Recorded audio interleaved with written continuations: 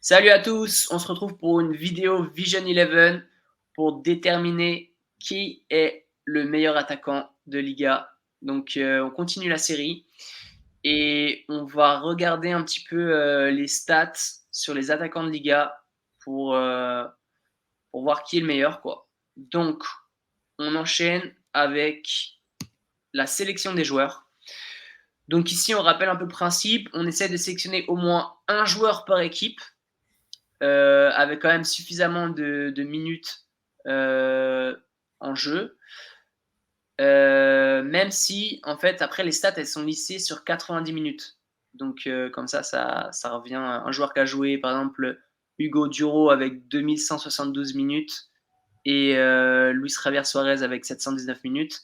Bah, les stats, elles sont pondérées sur 90 minutes. On essaie de ne pas prendre plus de 2 joueurs par équipe. Et puis, et donc voilà. Donc là, on a la sélection. Donc on a 23 joueurs. On voit donc ouais, Hugo Duro qui a le 2172 minutes, donc c'est l'attaquant le plus utilisé. Et le moins, Luis Javier Suarez avec 619. Donc ça, c'est pour la sélection des joueurs. Pour les stats, donc on a choisi combien de stats 1, 2, 3, 4, 5, 6, 7, 8, 9, 10.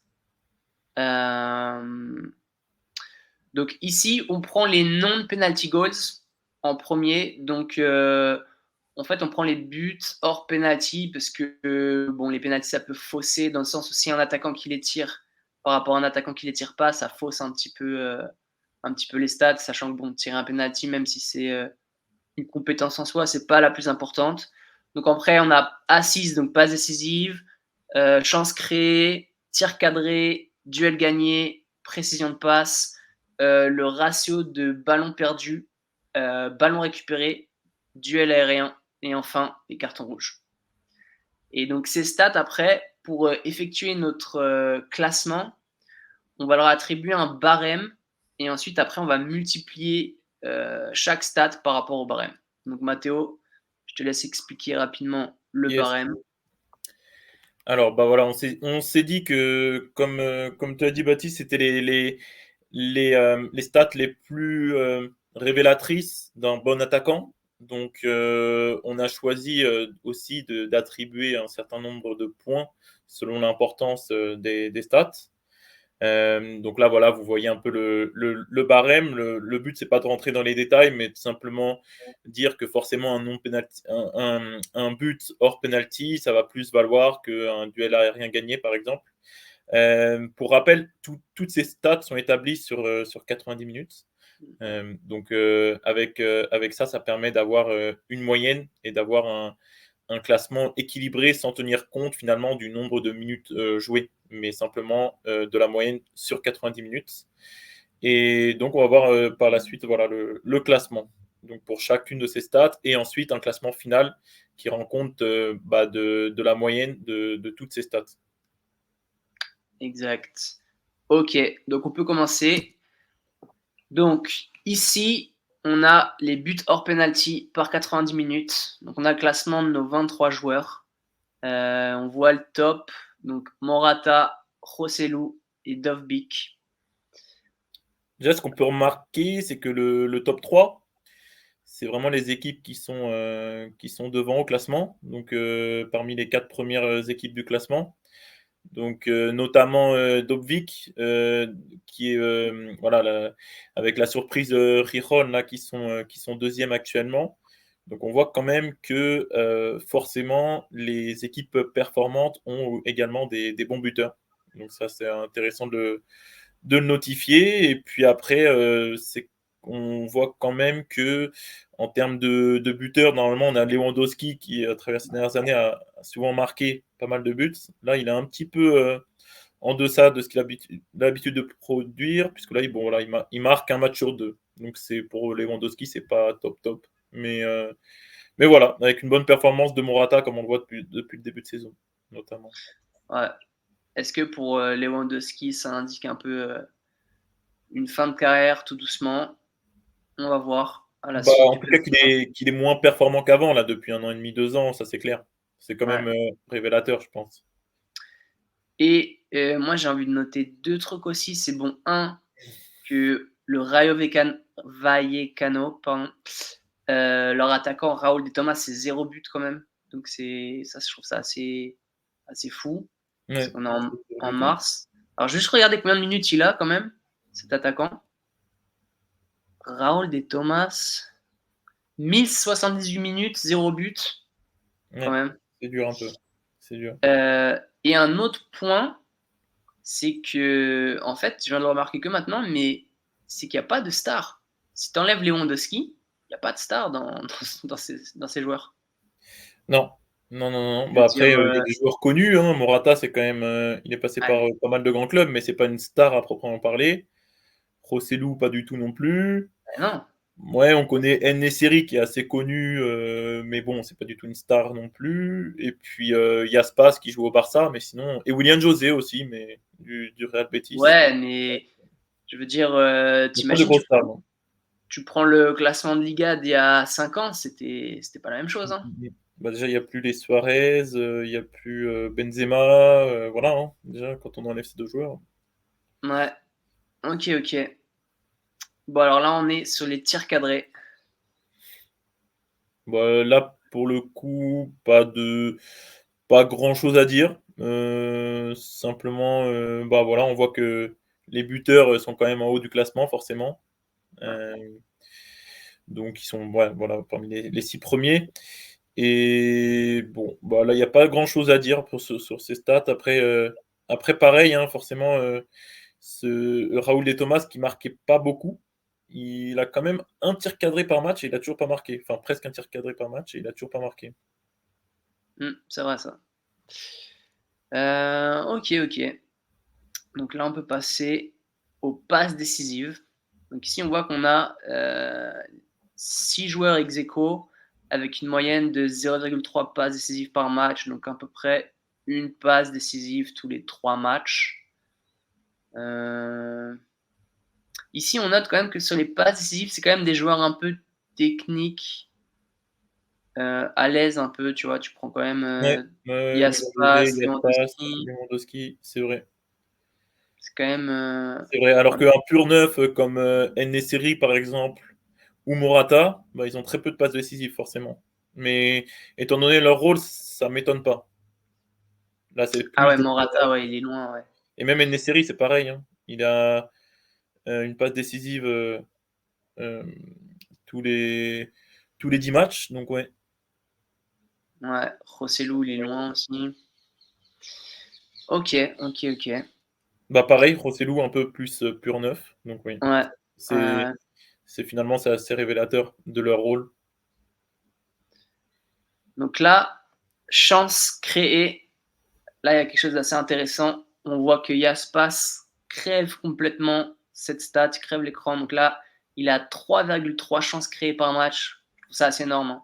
Et ça, c'est assez drôle de voir que, bah, Aspas, il est passé par le Barça. On sait qu'il est assez technique et qu'il propose, bah, il propose du jeu et il est technique et il propose du jeu et voilà et comme par hasard, il se retrouve vraiment tout en haut de ce classement en chances créées et même de très loin, hein, finalement. Ouais, de très très loin. Et ouais, parce que chance créée, pour rappel, c'est une stat.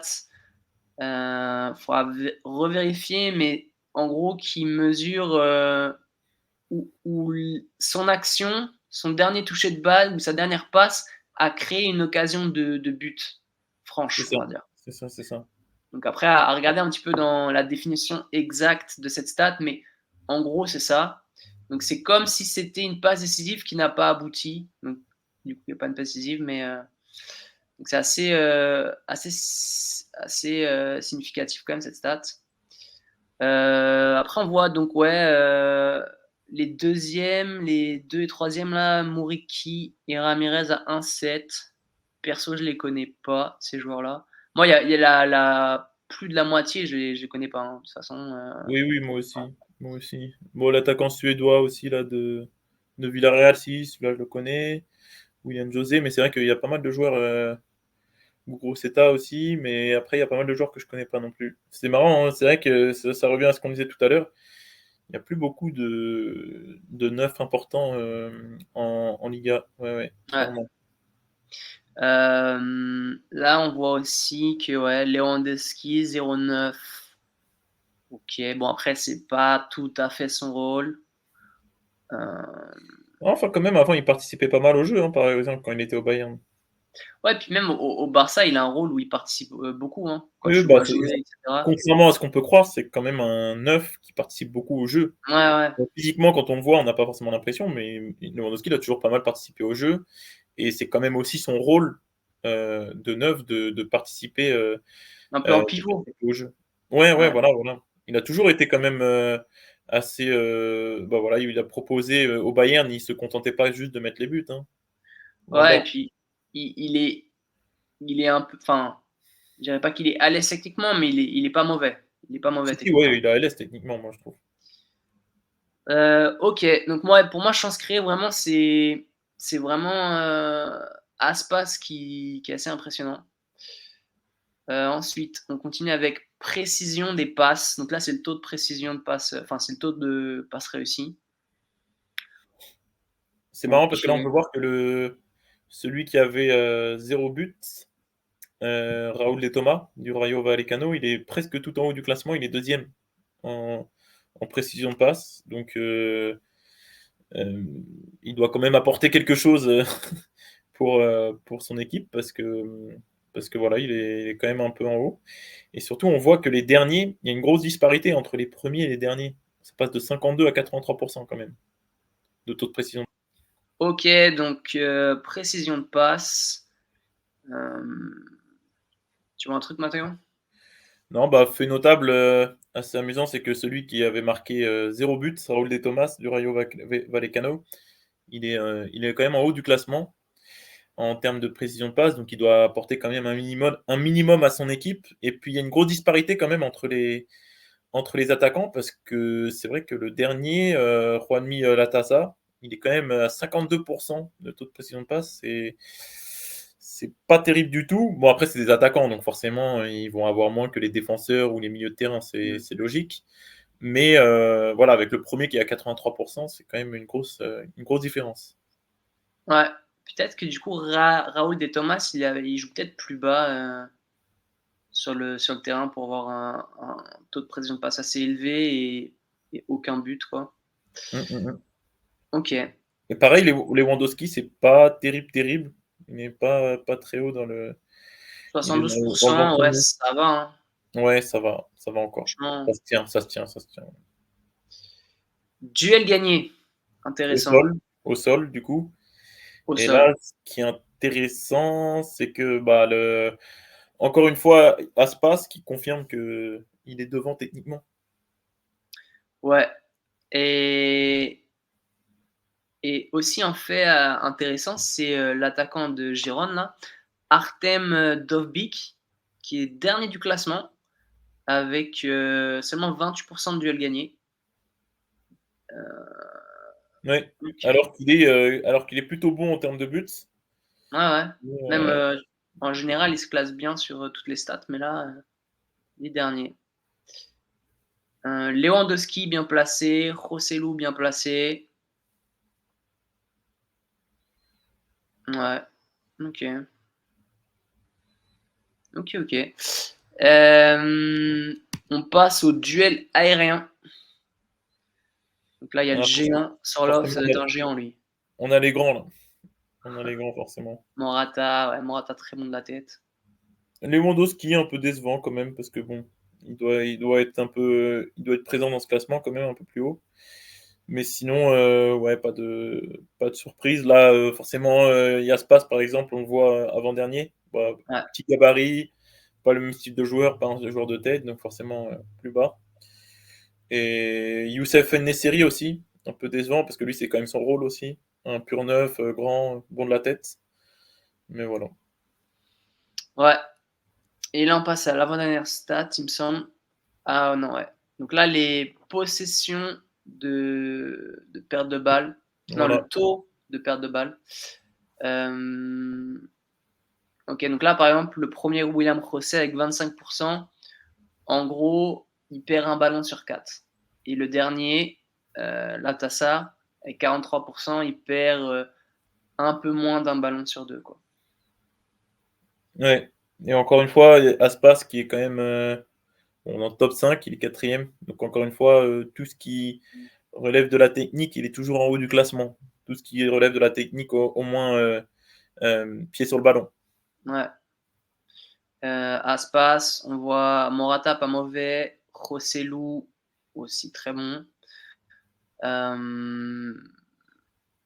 Sergio Ramirez, c'est pas la première fois qu'on le voit aussi haut dans le classement. Pardon, Sandro Ramirez et Luis Javier Suarez aussi. Ok. Ouais. Ok, ok. Et Latassa, encore une fois, dernier. Latassa, vraiment, il est souvent dernier. Hein. Ouais. Ok. Maintenant, on passe sur les récupérations de balles. Donc là, on a le premier, Roger Marty, avec 4,2 de ballons récupérés par match. Moi, je trouve ça balèze. Je trouve ça assez fort quand même, surtout pour un attaquant. Et on voit aussi quand même qu'Aspas, pas mal avec 3,4. Et là aussi, Dovbyk 0,9, dernier du classement. Ok. Donc Dovbyk, il est pas bon en duel et il récupère pas de ballon. Bon.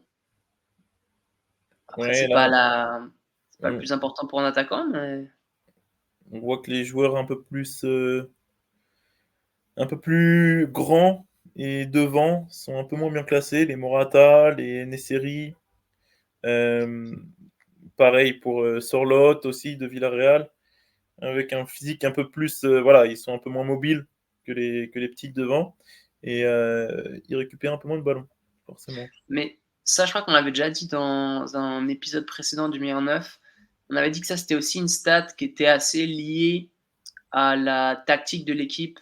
Ouais, Si tu as une équipe qui presse beaucoup, bah effectivement, les attaquants ont tendance à récupérer des ballons face à des équipes qui peut-être pressent moins ou des équipes qui ont plus le ballon, des jeux de ouais, ouais, possession. carrément, carrément et c'est vrai que, par exemple, bah, le Barça qui a un peu, qui presse beaucoup moins Ouais, que les années, 2010.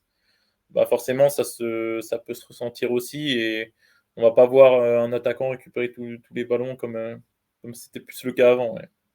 ouais et puis c'est un jeu de possession, donc si tu as un jeu de possession, bah, tu as moins de ballons à récupérer alors qu'une équipe qui a moins la balle, bah, l'attaquant a plus de chances de récupérer des ballons. Oui, après là, c'est sur les 90 minutes, mais par exemple, le Barça à l'époque 2010, il récupérait beaucoup de ballons, hein, haut sur le terrain. Maintenant, ça a un peu changé. Ils sont plus attentistes, c'est un peu différent.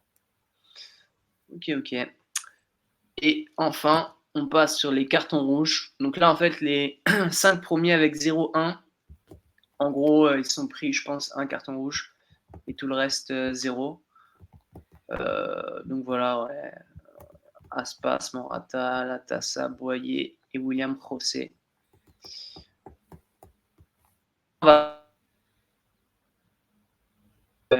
Ok. Donc, donc là, on a fait un calcul où on a pris toutes ces stats, on a appliqué le barème et ensuite ça nous donne un calcul de points qui est le suivant. Et en trio, on a Iago Aspas avec 56,9 points.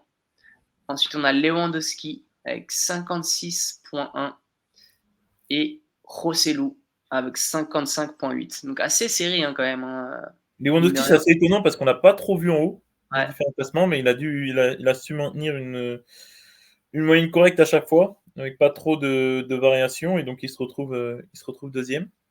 Bah, Aspas, c'est vraiment la différence, technique qui fait la différence. Parce qu'il n'a pas beaucoup de buts. Ouais. Il a pas beaucoup marqué, hein, mais par Parce contre, qu'attends, c'est là où on voit que c'est quand même un joueur, technique et important pour son équipe, dans le sens où, bah, il va débloquer des situations et c'est quand même toujours intéressant d'avoir un joueur comme ça, hein. C'est pas pour je rien regarde. qu'il était au Barça, quoi. Ouais, tu vois, il est 17e dans le classement des non-penalty goals, des Mmh, buts hors mmh penalty. mh. Mmh, Il mmh. est 17e du classement, donc il est vraiment en bas. Donc c'est vrai que c'est ses qualités techniques qui font qu'il se retrouve tout en haut.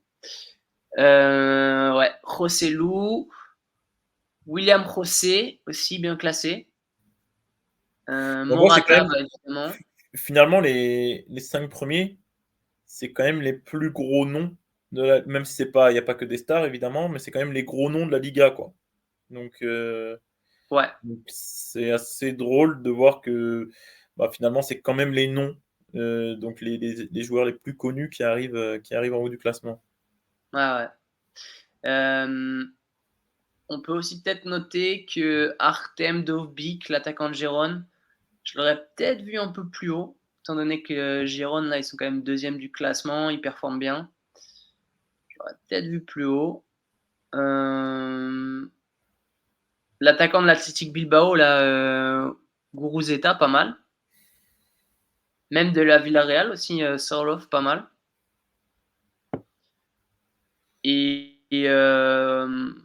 Ouais. En fait, aussi, on voit que du premier au neuvième, le classement se tient un petit peu, se suit, quoi. Et derrière, il y a un gap quand même à partir du dixième, où on perd 5 points entre le neuvième et le dixième. Et là, il y a un ventre mou. Et les trois derniers, quand même. Et on voit aussi un énorme gap avec la Tassa, là, qui vraiment 24 points, très faible. Très, très faible, 24 points. Très faible, ouais. Ouais, c'est vrai que dans ces classements, il y a des grosses disparités, hein. Je sais plus si c'était le Mm-mm. cas sur les autres championnats, mais en tout cas là, c'est assez notable finalement. Alors, on va dire qu'entre les 10 premiers, ça va encore, mais après, ça se creuse pas mal. Ouais, ouais, ouais. Est-ce que toi, tu t'attendais à ce classement? Euh, oui, éventuellement, oui, oui. Après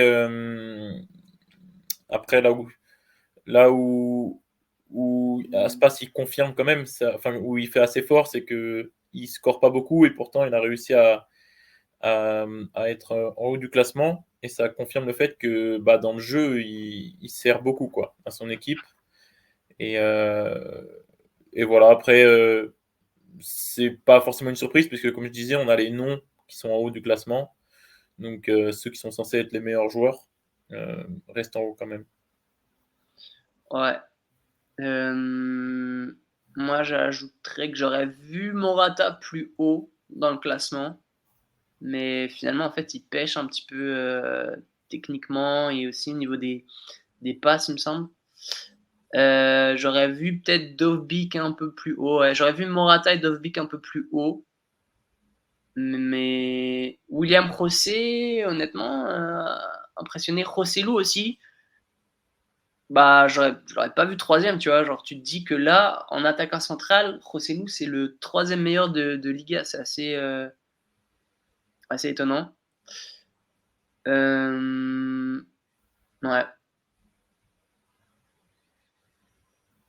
voilà, voilà.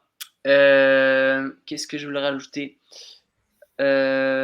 Pour la suite, aussi, ce qu'on aimerait bien faire, c'est de faire le classement en fin de saison pour voir un petit peu la différence entre la mars et la fin de saison. Et puis Et on finalement c'est fera là où ce aussi. sera le plus intéressant puisque c'est là où le Ouais, championnat a fini, c'est un peu comme faire, bah, c'est comme avoir le classement final maintenant ou à la fin de saison. C'est quand même là où finalement on a la finalité, quoi. on pourra faire le bilan. Voilà. Parce qu'on a déjà fait le meilleur neuf de Ligue 1 et on a fait le meilleur neuf de Première Ligue. Et en Ligue 1, il me semble que c'était vers octobre et Première Ligue, peut-être novembre. Et on fera aussi le classement final pour voir un petit peu les évolutions. Ouais. Et on va faire le meilleur neuf de Serie A pour le prochaine vidéo de la série. Yes. Voilà. Qu'est-ce qu'on peut ajouter? Non, je pense qu'on a tout dit. Donc ouais, maintenant on va taffer sur le meilleur neuf de série A. Un prono? Euh, Allez, je vais faire très très classique. Je vais dire, Martinez. Attends, j'ai un trou là. J'ai un trou de mémoire. L'attaquant argentin de l'Inter Milan. Ouais, ouais, Martinez, Lautaro Martinez, ouais. Martinez. Lautaro Ouais, Martinez. bah oui, c'est sûr. En plus, de toute façon, je crois que malheureusement, il a 23 buts. Donc en gros, Ah oui, c'est sûr que ce déjà, sera ouais. lui. C'est sûr que ce sera lui. Par contre, en deuxième, bah, ça devrait être peut-être Osimhen, mais on ne sait pas.